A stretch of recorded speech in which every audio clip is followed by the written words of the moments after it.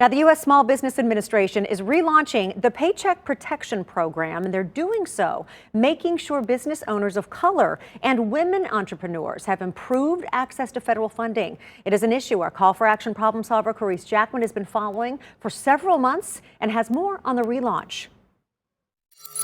I love educating people about the holistic effects of CBD. Healing and helping is in Michaela Sim's nature. It's why she started her business, Simple Hippie Heart.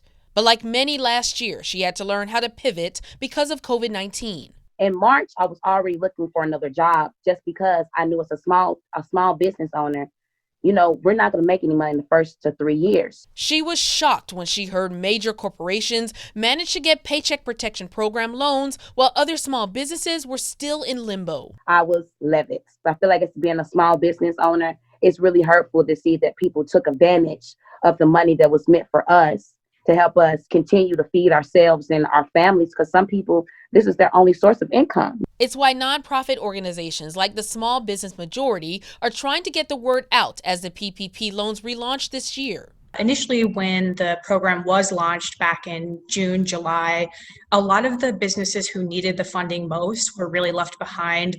Women businesses, minority-owned businesses, because some of them lack the traditional lending relationships. A survey by the Small Business Majority back in October found 41% of Black and Latino businesses won't make it through the next few months without additional financial support.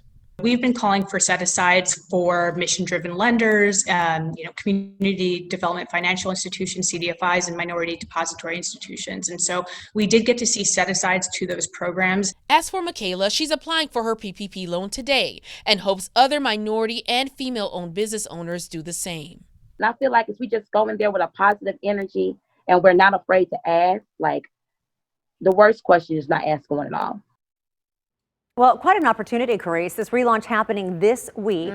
What are some things that small business owners need to know before they apply? Well, there are a few things, Tracy. One, make sure you have all the required documentation, like your PPP application that's available from the SBA or your lender, as well as proof of payroll costs and proof of business ownership. Number two, if your banking institution is not a participating lender, consider using a credit union or a local community bank that is. And once you get the funding, this is very important, make sure you document how the loan was used towards eligible expenses. That's very important for that loan forgiveness process, Tracy. Yeah, every little detail. Thanks so much.